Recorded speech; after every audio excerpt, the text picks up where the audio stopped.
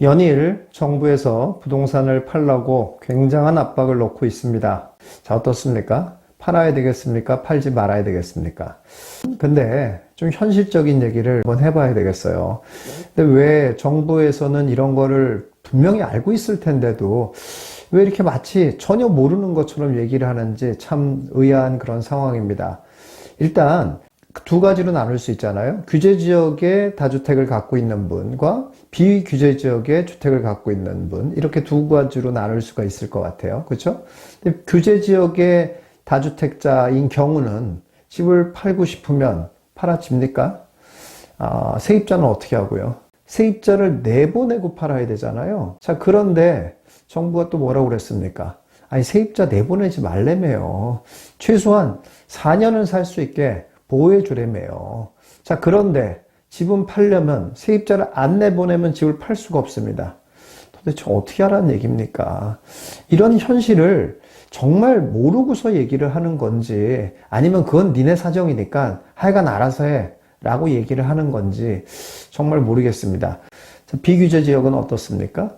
비규제 지역은 세입자가 있는 채로 집을 팔 수는 있습니다. 그러면 그런 집을 사는 사람, 다시 말해서 세입자가 끼어 있는 집을 사는 사람들은 어떤 사람들이에요? 이런 사람들은 갭투하는 사람들이죠. 나쁜 사람들이잖아요. 그렇죠. 갭투하지 말래매요. 자, 그러면은 어떻게 하라는 얘기입니까, 도대체? 이런 문제가 있는데도 불구하고 어쨌든 정부는 난 그런 거 모르겠고 하여간 다주택자는 무조건 나쁜 놈들이야. 그러니까 무조건 다주택 팔아야 돼. 라고 압박을 하고 있는 그런 상황입니다. 자, 일단 여러분들이 궁금해 하시는 거, 그래서 다주택자는 어떻게 해야 됩니까? 정부가 이렇게 압박을 하고 있는데 팔아야 됩니까? 아니면 버티는 게 좋습니까?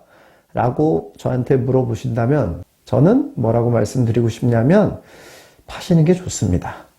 예, 왜 그러냐면 정부가 지금 이제 정권 초기잖아요. 예, 그러니까 앞으로도 정말로 계속 좀 더 강력한 수단들을 쓸 수가 있습니다. 그렇기 때문에 한마디로 다주택자는 임기 내내 지금 정권이 끝나는 그날까지 계속 핍박을 받을 가능성이 굉장히 높습니다. 그렇기 때문에 다주택자 분들은 웬만하면 집을 팔아서 1주택자가 되시는 게 좋겠습니다. 그래서 정부의 이런 정책에 맞서려고 하지 말고 1주택자가 되는 쪽으로 가는 것이 지금 시점에서는 현명한 방법이다라고 생각이 듭니다.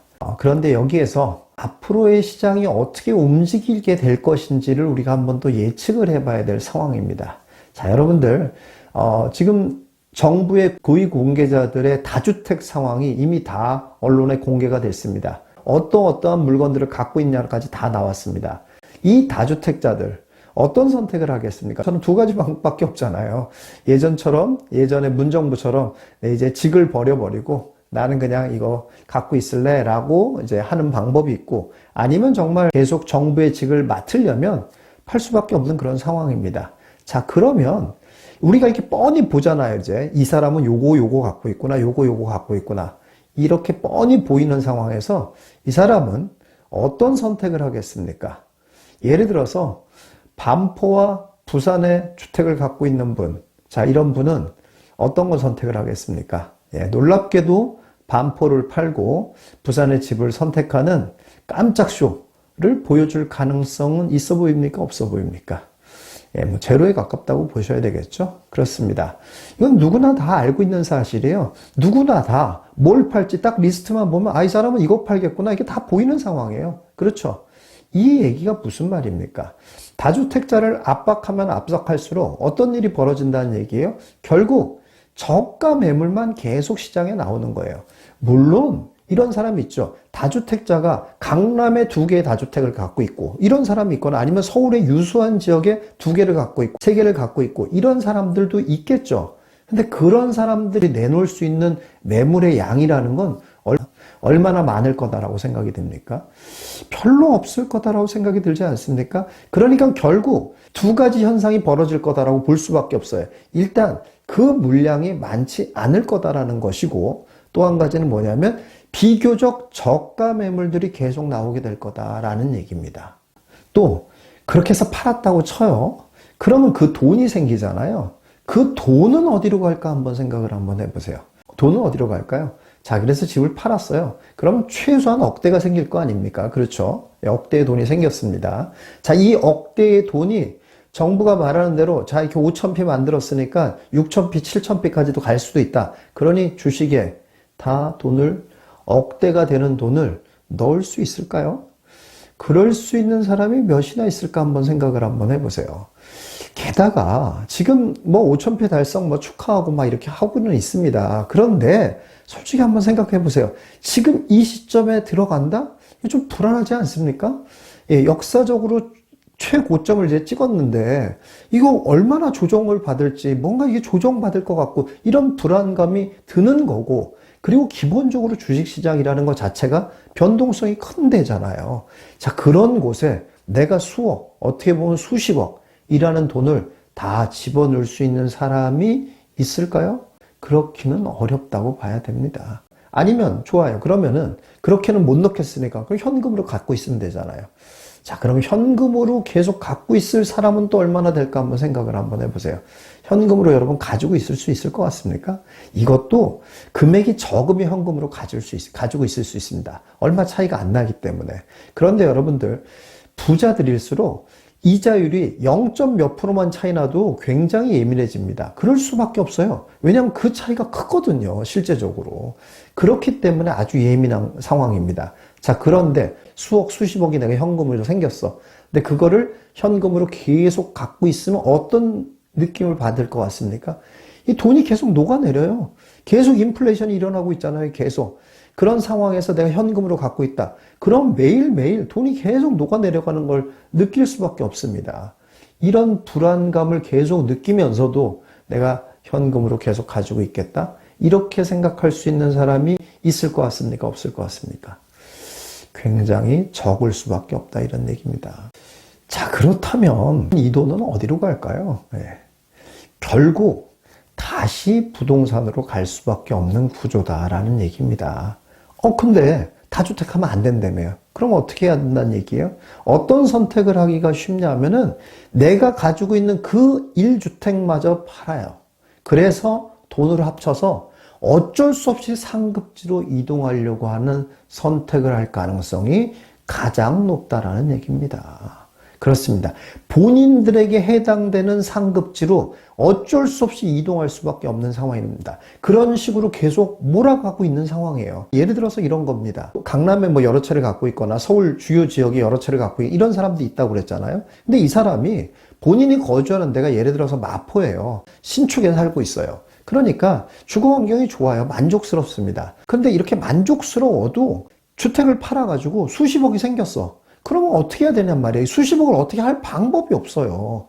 그러면 만족스러운 그 집이 있다고 하더라도 할 수 없이 그 집까지 팔아서 돈을 합쳐서 더 좋은데 뭐 반포, 한남동, 압구정동 이런 데 쪽으로 옮겨갈 수밖에 없는 그런 상황이 된다, 이런 얘기입니다. 저가에서 조금 더 올라오는 거예요. 조금 더. 이런 계속적인 상급지로의 이동이 계속 이어질 수밖에 없는 그런 상황이다, 이런 얘기입니다. 앞으로의 시장 방향, 그리고 또 우리가 이제 이런 상황에서 어떤 스탠스를 취하는 것이 맞는 건지 조금 정리를 한번 해보겠습니다. 일단 첫 번째, 다주택자의 경우는 할 수만 있다면 개수를 줄이셔라. 예, 그래서 중과세를 피하는 것이 좋겠다. 두 번째, 시장의 돈은 결국 다시 부동산으로 쏠리는 상황이다. 그러니까 이 만들어진 현금이 절대 부동산 바깥으로 나가는 현금은 굉장히 적다. 오히려 부동산으로 계속 몰리는 상황이 된다. 그래서 가격을 더 올릴 수밖에 없는 그런 상황으로 계속 된다라는 거고요. 세 번째, 시장에는 비선호형 주택이 좀 더 많이 늘어날 가능성이 높다라는 겁니다. 네 번째, 그렇게 해서 결국 부동산 가격은 더 올라간다라는 겁니다. 이런 말씀을 드리고 싶습니다. 단언컨대 올해 부동산 시장도 작년에 거의 준하는 그런 상승이 일어날 수밖에 없는 그런 구조에 놓여 있다라고 말씀드릴 수밖에 없을 것 같습니다. 그렇기 때문에 여러분들이 그러면 어떤 선택을 해야 될지 너무 분명해지지 않습니까? 자, 그렇습니다. 자, 그리고 제가 특별한 공지 말씀 하나 드리겠습니다.